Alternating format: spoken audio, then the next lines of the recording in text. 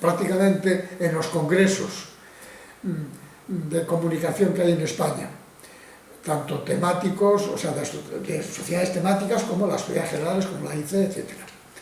Bueno, pues en todas las secciones temáticas hay al menos un 15 o un 20% de comunicaciones que responden a investigaciones en curso sobre el dominio de Internet, redes sociales, etcétera, etcétera. Hacer estudios de mercado, estudios de comportamientos de consumo, estudios de marca, estudios de branding, estudios en lo que es lo más aplicado.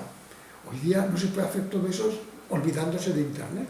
La comunicación corporativa, la comunicación de organizaciones y todo lo que es la comunicación estratégica asociada a organizaciones está teniendo un incremento fuerte.